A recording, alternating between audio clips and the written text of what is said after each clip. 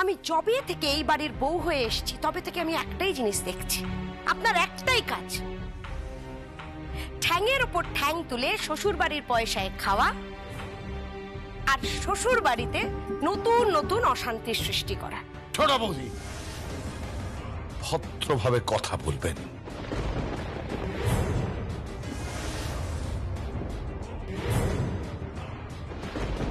বড় পিসে, আমার মায়ের সঙ্গে তুমি ঠিক করে কথা বলো।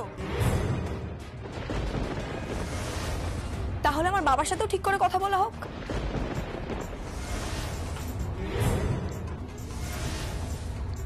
আমার বাবার সাথে কেন এরকম বিহেভ করা হচ্ছে? বাবা, বাবা, তুমি এদের মধ্যে প্লিজ শেখো না, এরা তোমাকে মিছিমিছি অপমান করবে। না না, ঠিক আছে ঠিক আছে ঠিক আছে, অপমানিত হই আমি, অপমানিত হতে আমার কোনো অসুবিধা নেই, কিন্তু সকলের আসল সত্যিটা তো জানা উচিত, তাই না? কোনটাকে আপনি সত্যি বলছেন? আপনি জোর জুলুম করে ওর কাছ থেকে টাকা আদায় করতে গেছিলেন, তারপর সেই টাকাই আপনার কাছ থেকে ও নিয়ে এসছে, সেটা আপনি সত্যি বলছেন তো? আমি বিশ্বাস করি না, আপনি মিথ্যে কথা বলছেন।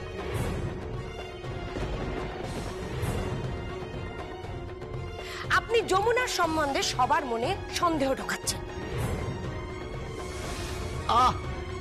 আপনারা আপনারা দয়া করে একটু শান্ত হন। দেখুন, আমি তো কর্মচারী, আপনারা মালিক। আপনারা আপনারা যদি পরস্পরের মধ্যে এরকম ভাবে ঝগড়াঝাটি করেন তাহলে আমার তো খারাপ লাগবে। বলেন, আমি বরং এখন যাই। না না, আপনি আর একটু ওয়েট করুন, আমি এক্ষুনি যমুনা বৌদিকে ডাকছি, ওকে অফিসে যেতেই হবে। যমুনা বৌদি, যমুনা বৌদি কোথায় বলো তো? যমুনা বৌদি, কি তোমাকে অফিসে যেতে হবে, তুমি একবার রেডি হও। কি অফিসে যেতে হবে তোমাকে, অফিসে রেডি হয়ে নাও। অফিসে যাব আমি? হ্যাঁ, অফিসে যাবে। ভয় পাচ্ছ কেন? তুমি তো যমুনা ঢাকি, তাহলে তোমার সমস্যাটা কোথায়? হ্যাঁ সত্যি তো।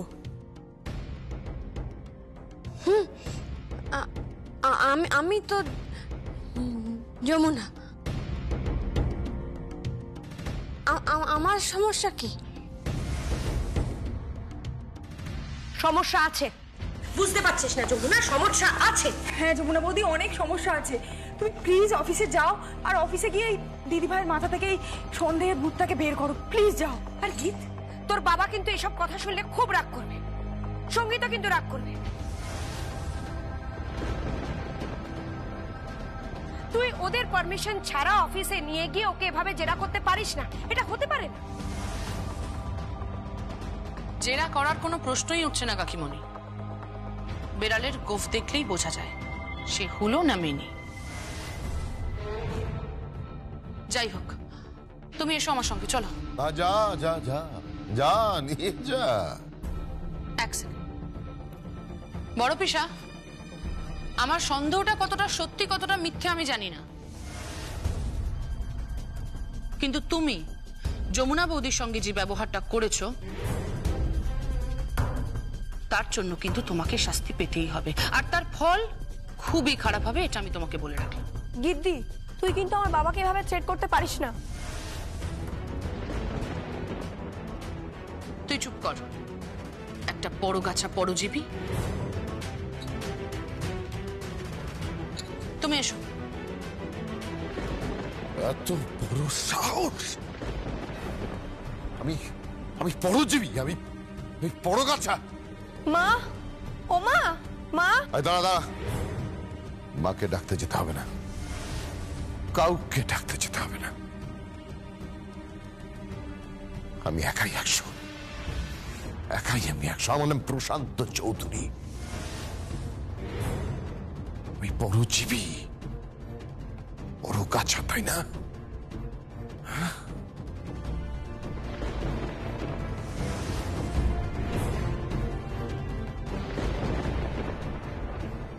আবার অশান্তি, আবার অশান্তি। এরা যে কি শুরু করেছে কে জানে। যখনই এই লোকটাই পরিবারে আসবে তখনই একটা নতুন অশান্তি শুরু হবে। একটা চচ্চর লোক, ঠকবাজ।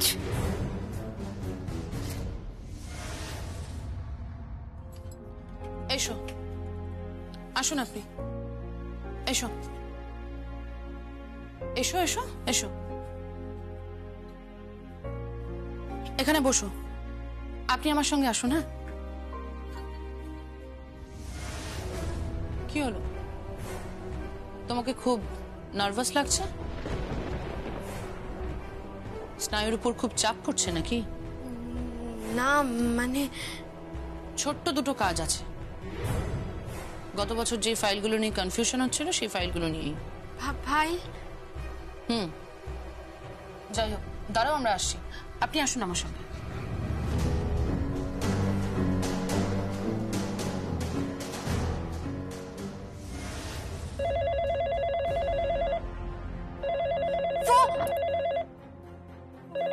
বাচ্চা তো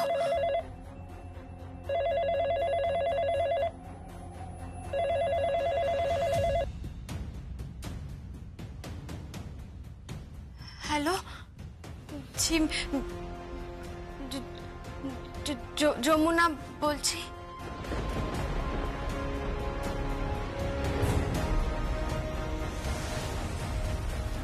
আসুন, এই যে এই ফাইলগুলো দেখে নাও। কোন কোন জমির দলিল আছে, জমির ট্যাক্স দেওয়া আছে কি নেই, সবটাই দেখে নাও। আর এই পেন ড্রাইভের মধ্যে রয়েছে সোনারপুরের জমিটা।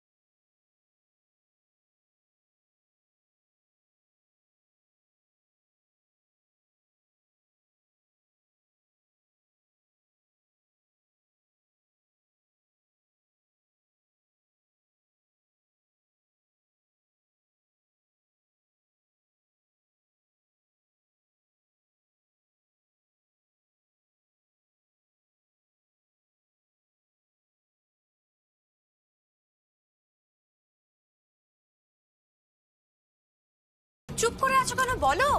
না, সন্দেহর ব্যাপার না। তুমি শিওর এগুলো? হ্যাঁ শিওর, আমি 100% শিওর। তোমার মনে কি আর কোনো প্রশ্ন আছে গীত? মানে তুমি কি আরো কিছু জানতে চাও আমার থেকে? জানতে চাও যে বালিগঞ্জে কি কি প্রপার্টি আছে? বালিগঞ্জের প্রপার্টি সম্পর্কে জানতে চাও? জানতে চাও যে আমাদের গ্রামে কেমিক্যাল ফ্যাক্টরি বানানোর জন্য কেদার রায় জমি কিনেছিলেন সেই জমি সম্পর্কে? জানতে চাও যে ঠিক কতগুলো জমির উপর কেস চলছে? লোয়ার কোর্টে, হাই কোর্টে ঠিক কি কি কেস চলছে জানতে চাও তুমি? জানতে চাও যে আমাদের সম্পত্তির পরিমাণ কত, ব্যাংকে কত টাকা আছে, লকারের নাম্বার কি জানতে চাও? কি বলো, জানতে চাও?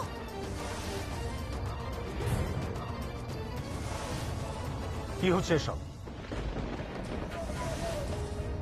কি হচ্ছে সব? আমি অফিসে এসে শুনলাম যে তুমি নাকি ওকে নিয়ে এসছো। কেন ওকে নিয়ে এসেছো? যাচাই করার জন্য, পরখ করার জন্য আমাকে এখানে নিয়ে আসা হয়েছে। কাকাবাবুকে জোর করে বাড়িতে ডেকে নিয়ে এসে পরখ করতে আমাকে এখানে নিয়ে আসা হয়েছে, মানে কোষ্ঠীপাত্র যাচাই করার জন্য। কোষ্ঠীপাত্রে ঘষে যাচাই করে দেখবে যে এই যমুনা রায় খাঁটি নাকি নকল।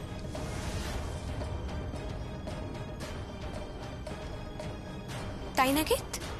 হিত, তুমি ওকে এভাবে এখানে নিয়ে এসে অন্যায় করেছো। আমি কোনো অন্যায় করিনি বাবা, আমি একদমই ঠিক করেছি। আমার সন্দেহ ছিল তাই আমি নিয়ে এসেছি, আর আমার এখনো সন্দেহটা আছে। কি বলছো কি তুমি? আমি ঠিকই বলছি বাবা। আমি যখন এই অফিসে নিয়ে এলাম ওকে, তখনকার যমুনা আর এই যমুনার মধ্যে অনেক ফারাক।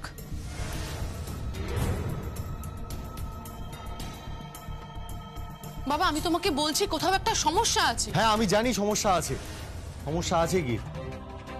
সমস্যাটা হলো এই যে ওর সাইকোলজিক্যাল প্রবলেম হচ্ছে, ওর মেডিসিন চলছে। প্লিজ দয়া করে আমার আর আমার ওয়াইফকে আমাদের অবস্থায় ছেড়ে দে তুই। ইন্টারফেয়ার করিস না গীত, ইন্টারফেয়ার করিস না। বাবা বাবা প্লিজ ওকে শ্বশুর বাড়িতে পাঠিয়ে দাও। এই বাড়িতে থেকে শুধুমাত্র জটিলতা সৃষ্টি করছে ও। ও জিনিসটাকে এমন জায়গায় নিয়ে যাচ্ছে যেখানে যেখানে বৌদি আর ননদের সম্পর্কটা খারাপ হয়ে যাচ্ছে।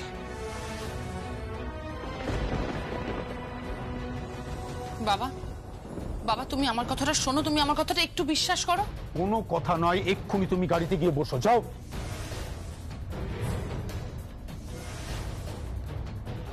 রাজবাড়ি বাবু, আগে উইদাউট মাই পারমিশন আপনি কেন এখানে এসেছেন? না মানে বলছিলাম যে গীতমা বলছিল। ওর বয়স কম রাজবাড়ি বাবু। বাবা প্লিজ প্লিজ তুমি আমার কথাটা একটু বোঝো। আমি তো বলছি যে যেই মেয়েটা এই অফিসে ঢুকলো আর যেই মেয়েটা এখন আমাদের সামনে দাঁড়িয়ে আছে দুটো আলাদা। তুমি চুপ করো, একদম চুপ করো।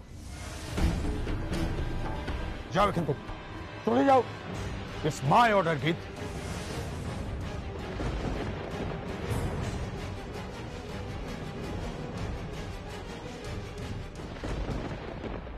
রাজবাড়ি বাবু আপনিও যান।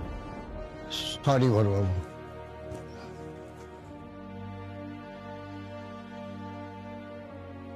Jamuna, I am extremely sorry. না না বাবা, আপনি কেন সরি বলছেন? সরি বলে তো শুধু হবে না, খাবার খেতে হবে তো নাকি? খেতে হবে মানে? মানে খাবেন না কিছু? যান আপনি আপনার চেম্বারে গিয়ে বসুন। ছোট কথা বাবু, আপনি যদি আপনার চেম্বারে গিয়ে বসুন, আমি আপনাদের জন্য বাড়ি থেকে খাবার নিয়ে আসছি। তাই? তাহলে তো আজকে জমিয়ে পেট পুজো হবে। হ্যাঁ, দারুণ ব্যাপার। যমুনা, তুই গীতের উপর রাগ করিস না, কিছু মাইন্ড করিস না প্লিজ। আর মনে কোনো রাগ পুষে রাখিস না।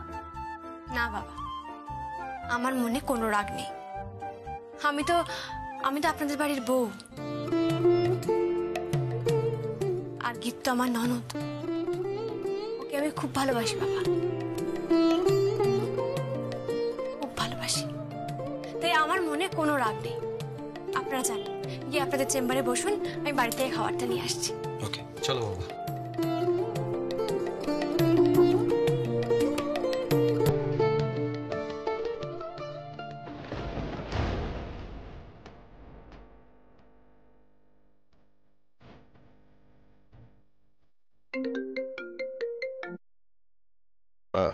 হ্যালো, কে কে বলছেন?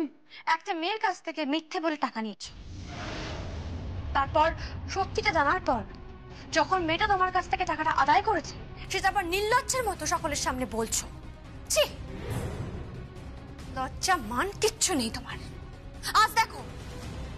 আজ দেখো তোমাকে ঠিক আমি কিরকম ভাবে ফাঁসাই। এমন ফাঁসাবো তুমি বুঝতেও পারছো না, ভাবতেও পারছো না।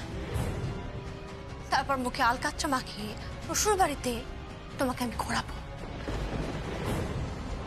আর বেশি বাড়াবাড়ি করলে, তুমি যদি বেশি বাড়াবাড়ি করো, তাহলে মাথায় ঘোল ঢেলে গাধার পিঠে উঠিয়ে তোমাকে আমি এমন ঘোরাবো তুমি ভাবতেও পারছো না। এই যমুনা!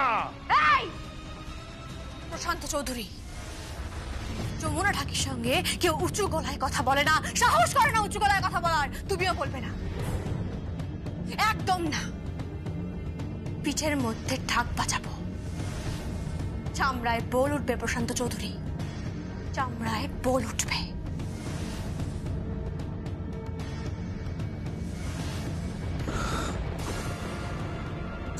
করছে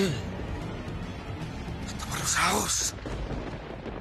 মামা আমাকে থ্রেট করছে, এইভাবে আমাকে থ্রেট করছে। আচ্ছা ঠিক আছে, কি হয়েছে বাবা, কি হয়েছে? থ্রেট করছে আমাকে, থ্রেট করছে। ওই যমুনা আমাকে থ্রেট করছে। ছাড়বো না, ছাড়বো না আমি যমুনা ঢাকিকে, ছাড়বো না, জ্বালিয়ে পুড়িয়ে ছাড়কার করে দেবো।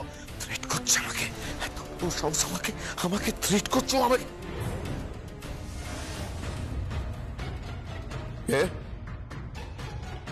কে ওখানে?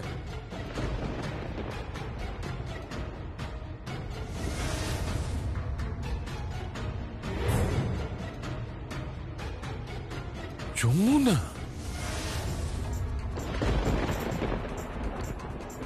এই যমুনা, যমুনা, তুই তুই তুই এখানে এখানে কি করলি তুই?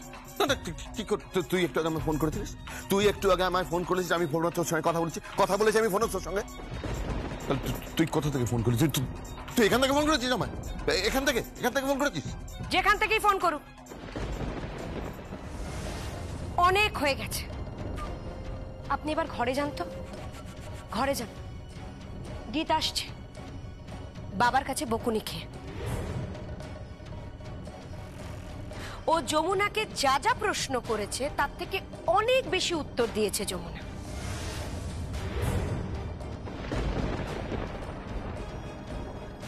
যমুনা, চল আমার সাথে। আসলে আমি খাবার নিতে এসেছিলাম। ওই অফিসে সঙ্গীত মানে ছোট কর্তা বাবু আর শ্বশুর মশাই খাবেন। আমি প্যাক করে দিচ্ছি, চল।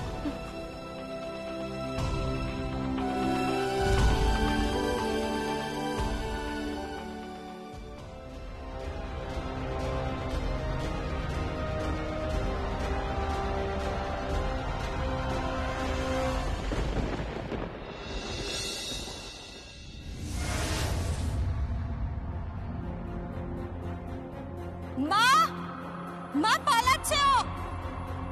মা, মা দেখো পালাচ্ছে মা। এই কে আছিস? ধর ওকে। এই চিমনি পালাচ্ছে, ধর ওকে। আগে দেখছি বাবু।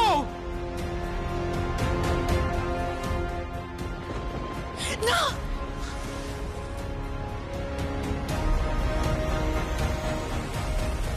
হাই গেল। কিরে, তোর নাকি শুনলাম খুব তেজ বেড়েছে? এই বাড়িতে যখন ঢুকেছিলিস তখন তো ভেজা বেড়াল হয়ে ঢুকেছিলিস, কি মনে আছে তো তোমার? হঠাৎ কি বেড়ালের তেজ বেড়ে গেল? ভেজা বেড়ালের তেজ বেড়ে গেল আর কাকে তেজ দেখাচ্ছিস তুই? আমার বরকে? এই শোন, তুই আমার বরকে নাস্তানাবুদ করেছিস। হ্যাঁ, ঢং করছিস। এখন এখানে বসে বসে ঢং করছিস। কত ঢংই না দেখবো। কালে কালে কি যে হলো, পুলি পিঠেরও আবার লেজ গজালো। এই শোন, তুই আমার বরকে হুমকি দিয়েছিস। তুই কি ভাবছিস তুই যা খুশি তাই করবি? আমার বরকে তুই হুমকি দিয়েছিস? আমি হুমকি দিইনি, বিশ্বাস করুন, আমি কিছু করিনি। হ্যাঁ দিয়েছিস তুই হুমকি আমার বরকে। হ্যাঁ, চোর মেরে না গাল একবারে লাল করে দেবো বলে। দেখো ঢং, ঢং দেখো কিরকম রাগ কাটছে না, দেখো কিরকম বসে আছে, দেখো ভোল পাল্টে ফেলেছে। দেখো দেখো। হ্যাঁ তাই তো, এটা তো খেয়াল করিনি। কিরে, কি ব্যাপার কি? হ্যাঁ, হঠাৎ এরকম হয়ে গেলি কেন? এরকম জবুতবু হয়ে গেলি কেন? বাহ, তোকে তো দেখে মনে হচ্ছে যে ভাজা মাছটা উল্টেও খেতে পারিস। আপনি রাগ করবেন না। আপনি যা বলবেন আমি তাই করব। হ্যাঁ, তাই করবি? আচ্ছা ঠিক আছে, বল তুই আমার বরকে কোনোদিন কখনো অপমান করবি না, বল। না, করব না। যমুনা এরকম ভোল পাল্টে দিল কেন? হ্যাঁ, কি ব্যাপার? হঠাৎ করে এরকম মিনমিন করে কথা বলছে কেন? হ্যাঁ, ঠিক আছে, তাহলে একটা কাজ কর, আমার বরের পায়ে ব্যথা আছে, তুই বরের পা মালিশ করে দে। ইয়েস, মালিশ করে দে, তারপর পা টিপে দিবি। আর তারপর সেটা হয়ে গেলে সোজা এখান থেকে রান্নাঘরে যাবি, সেখানে বাসন রাখা আছে, যত বাসন রাখা আছে সব মাজবি। নাহলে বড় বৌদি আবার আমার উপর এসে চিল্লাবে। আমাকে যা বলবেন তাই করে দেবো। বসো, একটু পদসেবা করিয়ে না ওকে দিয়ে। একটু বাড়ির জামাইয়ের পদসেবা কর, সম্পর্কে তোর বিশ্বাসের হয় রে। শোনো, আজকে ওকে নিজের জায়গাটা ভালো করে দেখিয়ে দিও, ওকে বুঝিয়ে দিও যে এই বাড়িতে থাকতে গেলে আমাদের পায়ের নিচে থাকতে হবে। হ্যাঁ, কোনো রাগ কাটলে এই বাড়িতে তোর কোনো জায়গা হবে না, বুঝেছিস? বুঝেছিস?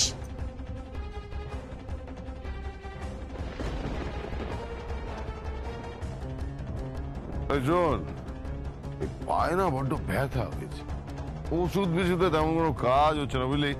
তো একটু ভালো করে মালিশ করে দে তো। ঠিক আছে, আপনি যা বলবেন না আমি তাই করব। আপনি আপনি বসুন, আমি একটু আসছি। এই কোথায় যাচ্ছিস তুই? আসলে তেল দিয়ে মালিশ করলে ব্যথাটা কমে যায়, আর ওই রসুন পুড়িয়ে মানে ওই দিদিমা ঠাম্মারা করেন না, ওই রকম।